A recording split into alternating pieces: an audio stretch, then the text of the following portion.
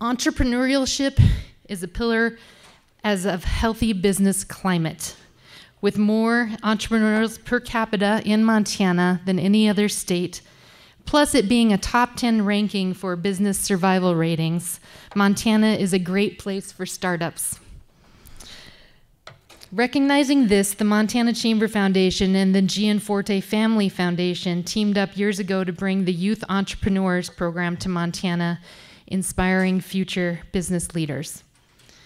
Today, Government Relations Specialist Sheridan Johnston Hoyer, she just got married 2 weeks ago, of the Montana Chamber is here to lead the entrepreneurship panel. Please welcome Sheridan and our esteemed guest. Hello, all. Thanks for having us. That curtain call feels so dramatic. I'm like, here we go. Like Nancy mentioned, I am Sheridan Hoyer now, and really excited to get to join these really cool folks up here on the stage. As you heard, entrepreneurship is a key part of our Envision 2026 strategic plan, and as someone newer in my career, I really enjoy the work I get to do, but I'm often thinking of like, oh, what should the next big thing be? And I'm really happy to hear more from entrepreneurial experts before I jump into any foray into that world. But I'll let everyone introduce themselves with some more information on them, but I'm here with Sarah Calhoun, owner and founder of Red Ants Pants, Chris Nelson, founder and CEO of Zoo Enterprises, and James Easton, my coworker and workforce strategist at the Montana Chamber Foundation. So feel free to give us a little background on each of you, and then we'll jump right in. All right, my name is Sarah Calhoun. I live in White Sulphur Springs, Montana, where I started Red Ants Pants, workwear for women. Everything's made in America. Started that back in 2006. And then I also serve as the producer of the Red Ants Pants Music Festival, which we're in our 13th year, putting it on in a cow pasture outside of town, where we have up to 18,000 fans attend from all over the world. And I also serve as the executive director of the Red Ants Pants Foundation, our nonprofit. I'm Chris Nelson. I'm not sure why I was invited. I'm the founder and CEO of Zoo Enterprises. Before I married my wife, when I first met her, I told her I was the chief janitor there, which is why I had the keys. So I gave her a tour of the place, and she kept saying, should we go into this place? And I'm like, I think it's okay. Then I took her into my office, and I said, this is my office. And she goes, why would the chief janitor have an office like this? I don't know, they're dumb over here, but I just appreciate being here. And I usually don't need a microphone, but obviously I am Sheridan's coworker. But then the foundation a couple years ago kind of went all in on supporting education through the two pillars of entrepreneurship and workforce readiness. And so I have a colleague named Tiana, and she's in Colstrip, and then me. Been on July 1st will be 2 years that I have not been fired. A win in our book, yeah. So I am learning in our conversations that you all wear many hats. And Chris, we'll start with you. We might call you a serial entrepreneur with the list of things you told me you were involved in. Can you tell us all a little bit about the various businesses you have started? Yikes. That's the imperial we. We have decided to strike the letter S from the alphabet.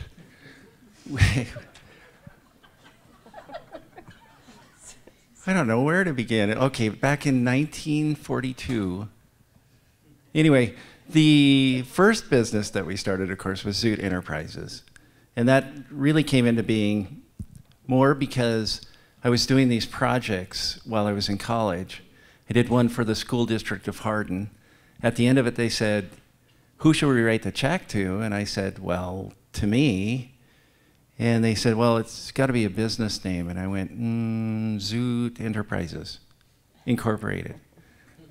And they wrote the check to Zoo Enterprises Incorporated, and the bank cashed the check, and that's been my name ever since. But really the area that we honed in on was helping large financial institutions approve credit. And that kind of was I joked that it was because I had a speech impediment, didn't know how to say no. Somebody said, "Can you do this?" I said, "Yes." Then we got the job, and then more came. The second business we started was Zoot Properties, because as we started to grow, we needed a place to be. And I had always heard that the great retirement strategy for bar owners in the state of Montana was to own the bar and the liquor license. Since I couldn't get a liquor license for Zoot, I thought, well, owning the building would be good. So we started that. That's grown quite a bit over the years. As time went by, I wanted to diversify revenue. And so I thought, remote control helicopters. Everybody's got to have one. In fact, all the people I know that fly remote control helicopters, it's almost like an addiction. In fact, I think it is. And so I thought that I'd come up with an idea that was recession-proof, would never go down, because people would buy remote control helicopters before they'd buy food. Turned out I was wrong, but still. We grew that to a $10 million a year enterprise. And as we were climbing that ladder, we also built space, bought property, went all over the world with it, just as it went like this, and my expenses went like this. So that was a really good learning experience. One of my mantras is make more than you spend. I think that's a good one.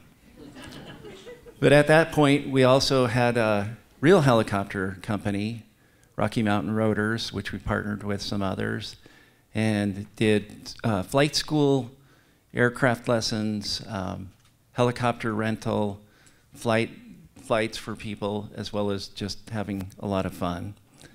And then as time went by, we also endeavored into buying a company in Virginia that did loan software for in-house loans. And we just kept growing. Over the years, we've spawned over 30 businesses. Today, we have businesses in Colorado, Montana, and all over the world, actually. We have offices in London, or outside of London, in Leeds, and Frankfurt, Amsterdam, and Switzerland. So the growth has been interesting. A lot of our customers are global, and they've taken us with them as they've gone around the world.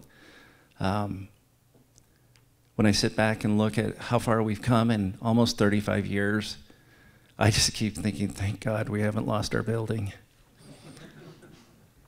But today, with the help of Tony Rosanova, we've started really diving into the health world in the medical side of data, as well as providing the services to businesses to have their own in-house health services, as well as bringing all that data together at that moment in time where it's meaningful to somebody else.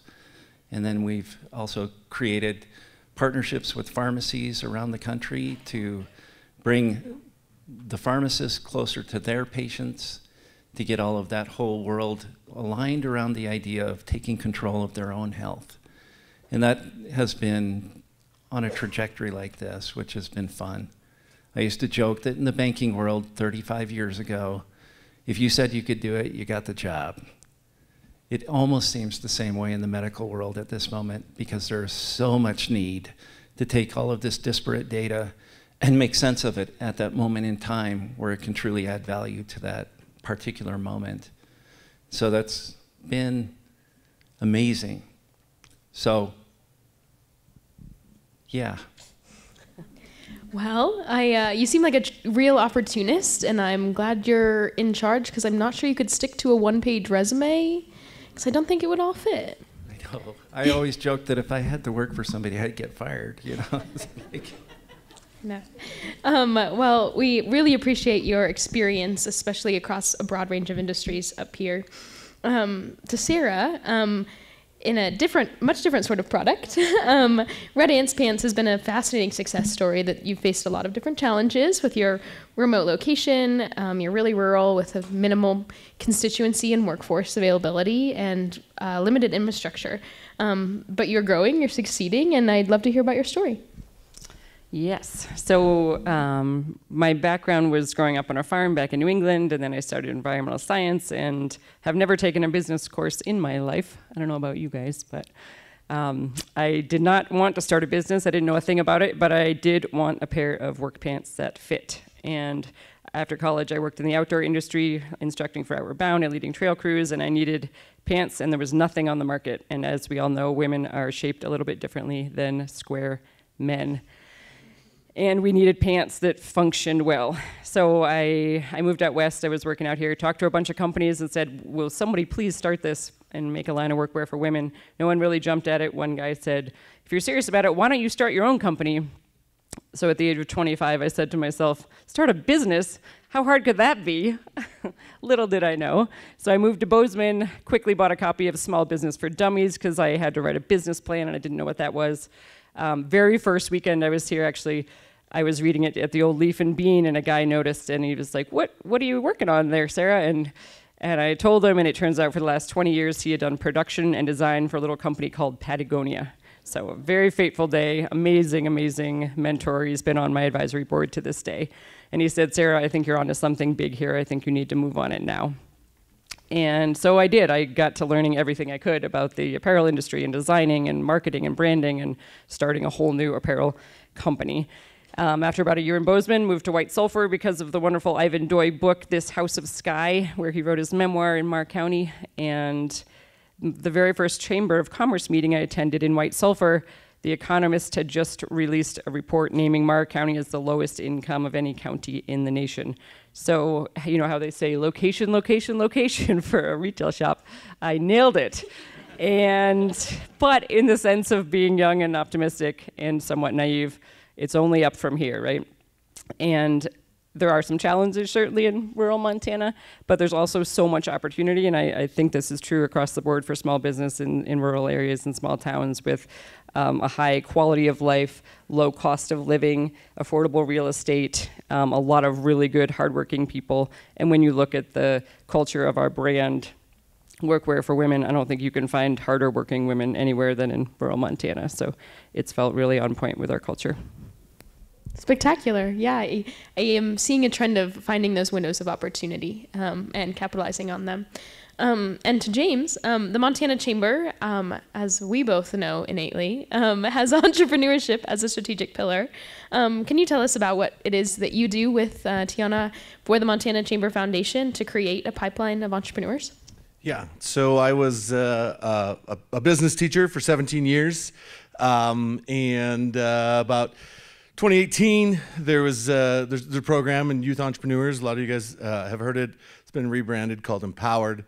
But we were going to start, I taught at Billings Senior, and we were starting in the district an entrepreneurship class, and I was presented this, and the way that I had seen it being always taught and what it was going to be taught, and you have these kids think up of a business, and they work through a business plan and entrepreneurship, and that's what you do.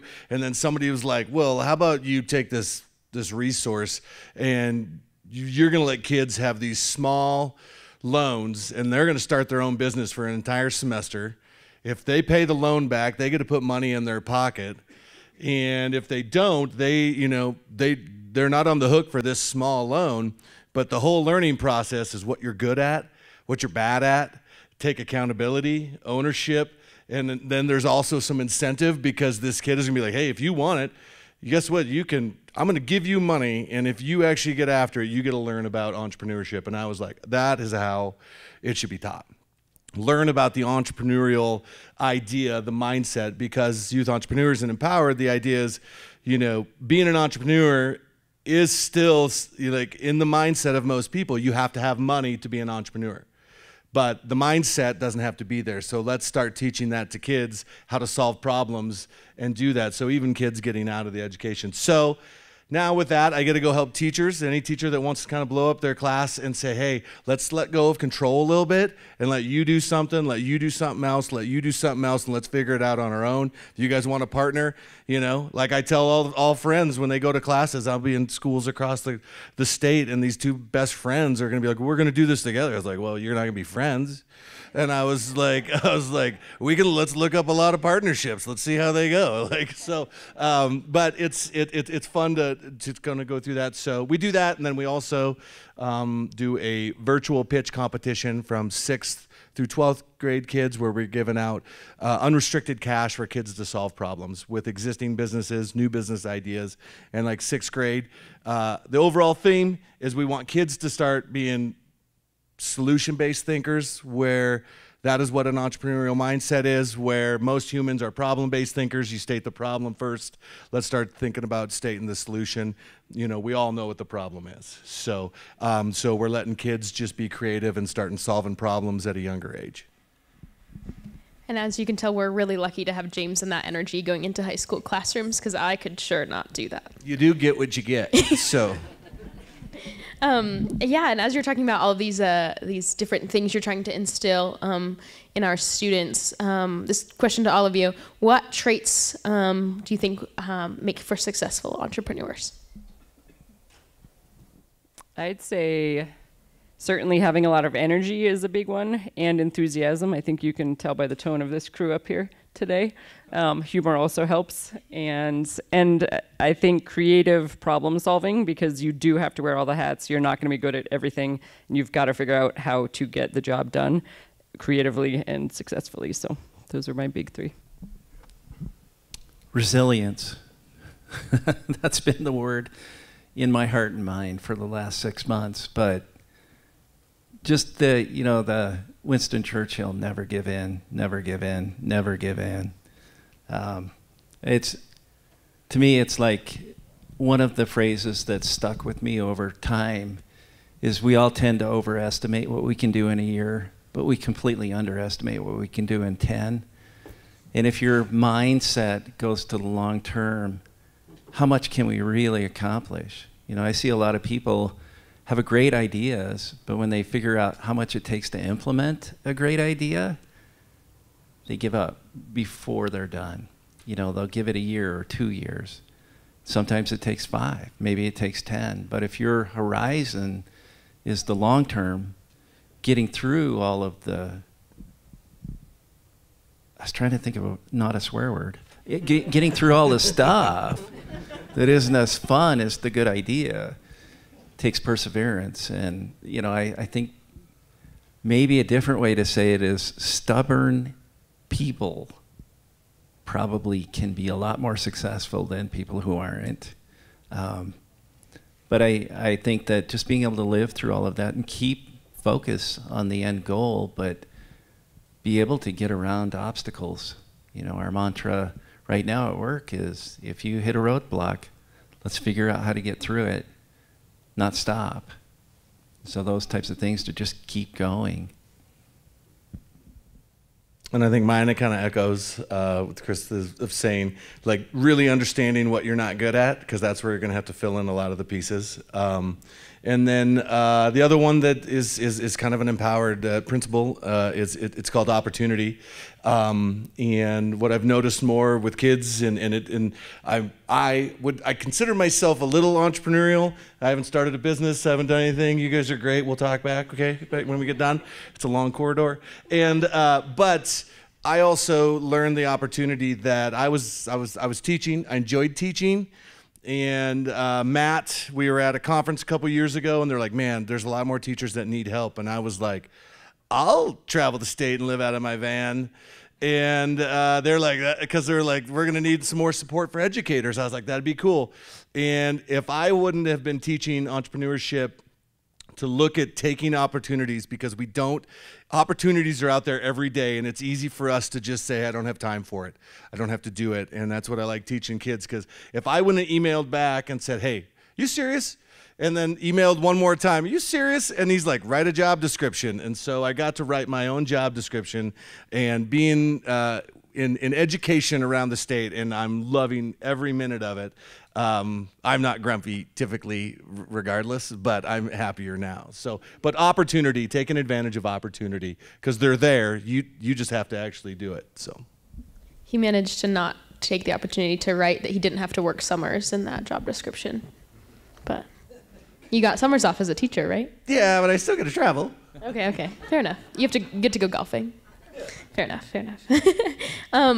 So with more entrepreneurs per capita than any state, as Nancy mentioned, what is it that Montana's doing right? And how can we continue to foster an entrepreneurial spirit? Chris, you're from Billings and are a Montana native, and you were drawn out by Ivan Doig to Marr County. So what is Montana doing right?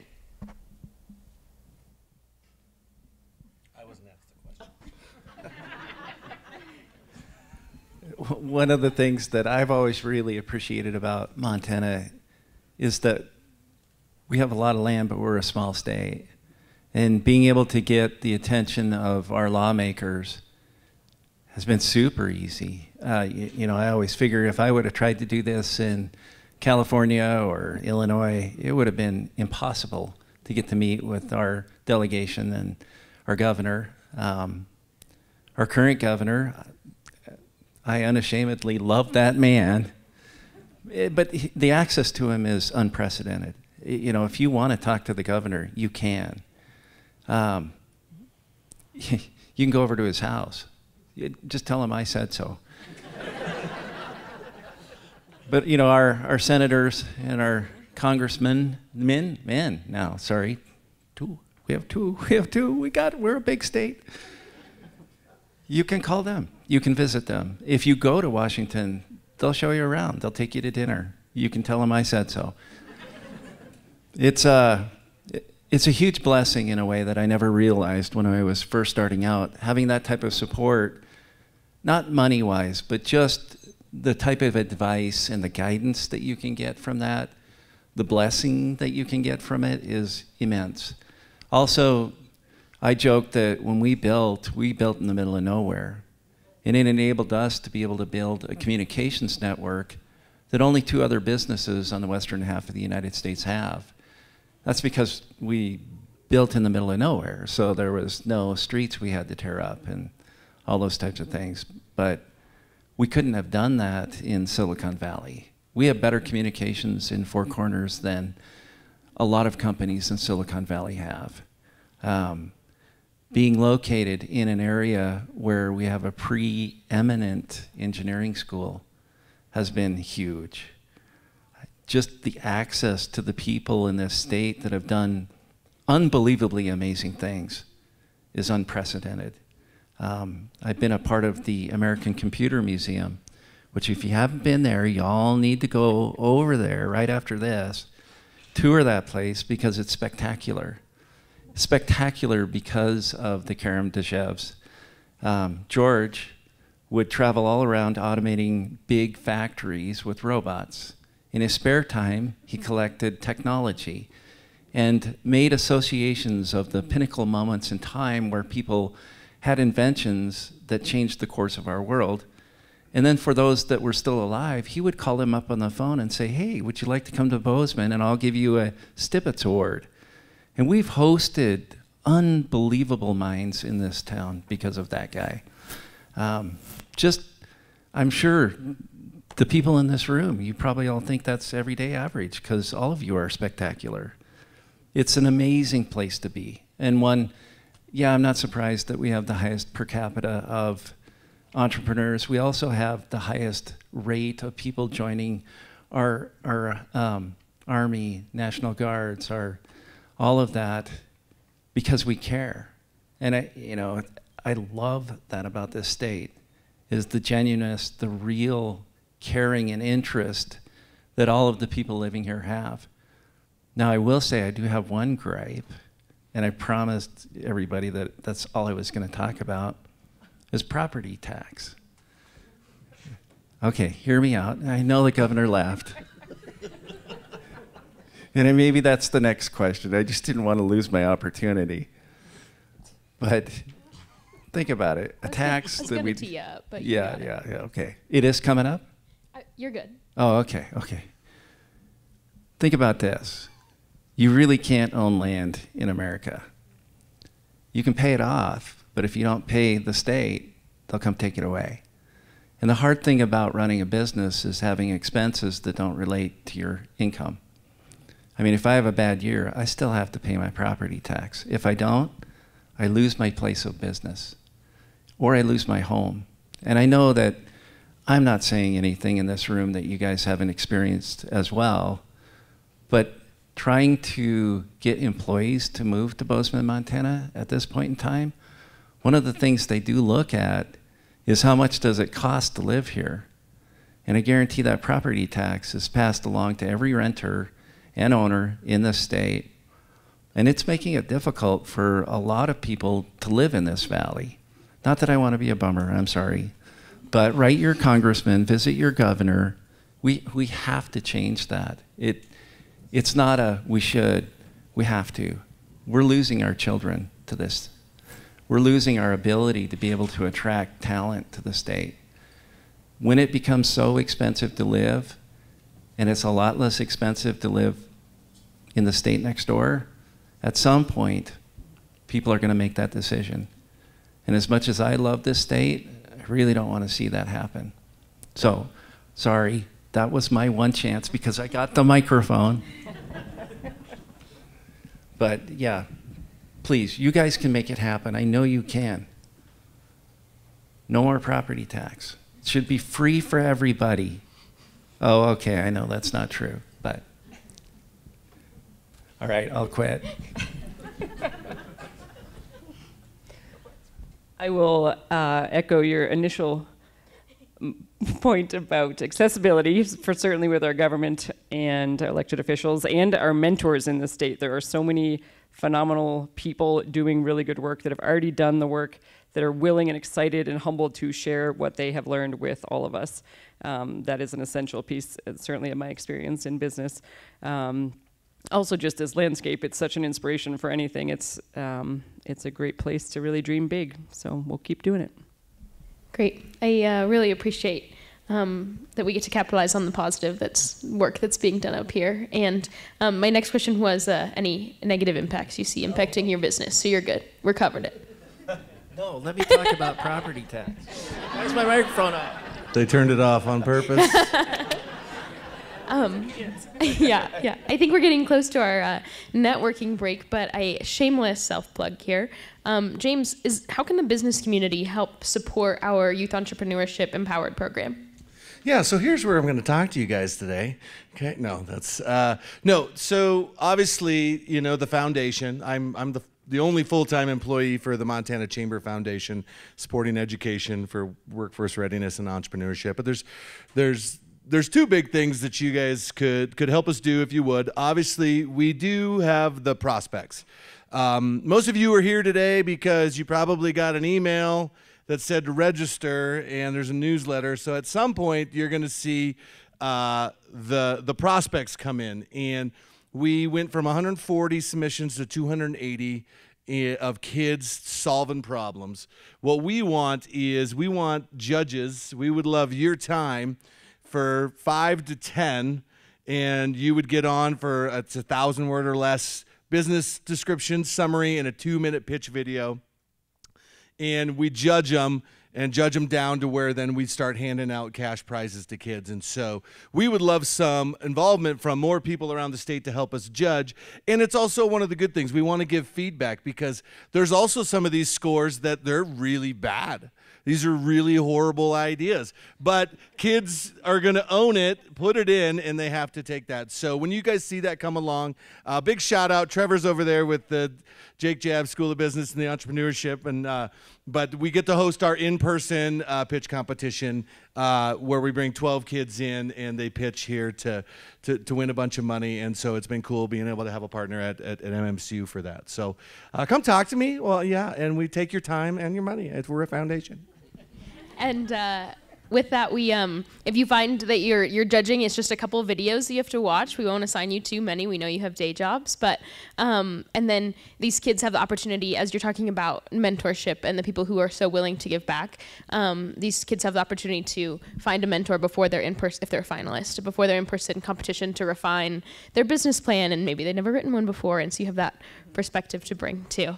I think that brings us to time. I see Nancy over my shoulder here, but thank you so much for your time today, and I'm honored to be up here with you. Thank you, Sheridan, and thank you both, Chris and Sarah. Sarah's one of my dearest friends, so I appreciate her taking the time to be here in her busy schedule. And thanks, James, for all of the great work you do.